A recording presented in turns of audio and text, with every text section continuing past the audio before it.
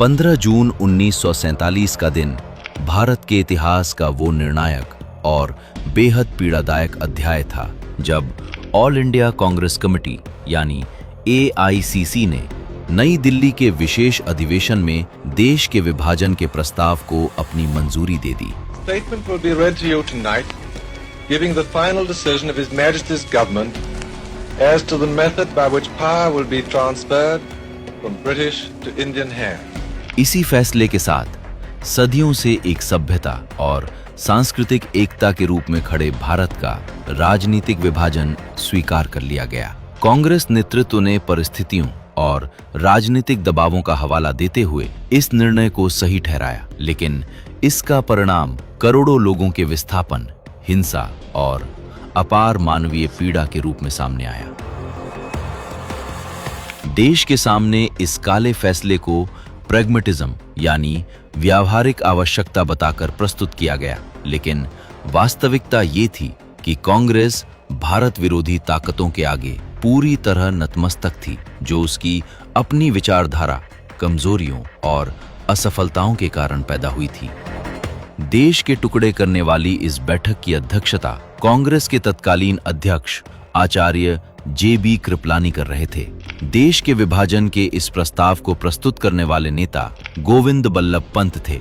जब इस प्रस्ताव पर मतदान हुआ तो स्वतंत्रता आंदोलनों पर अपना दावा ठोकने वाली कांग्रेस की मानसिकता सबके सामने आ गई।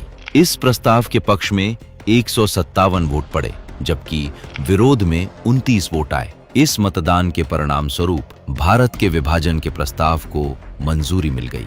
जो नेता विभाजन का विरोध कर रहे थे, उन्हें किनारे कर दिया गया।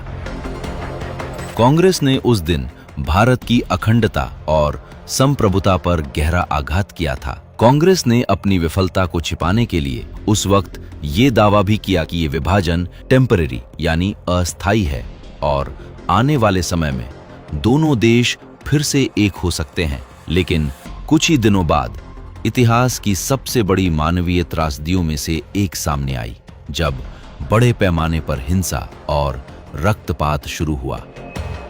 ये प्रस्ताव उस जनता के साथ छल था जिसे अपनी जान बचाने के लिए अपना घर-बार छोड़कर पलायन करना पड़ा।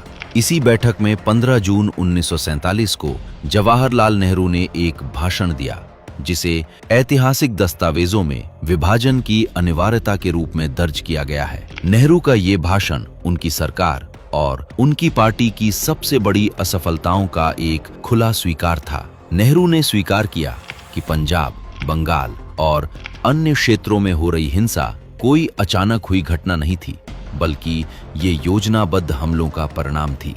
उन्होंने स्पष्ट कहा कि देश का प्रशासन पूरी तरह टूट चुका था और कानून व्यवस्था बनाए रखने के लिए देश में प्रभावी शक्ति शेष नहीं बची थी। नेहरू ने यह भी स्वीकार किया कि उनकी अपनी अंतरिम सरकार जनता की सुरक्षा करने में पूरी तरह सफल नहीं रही थी।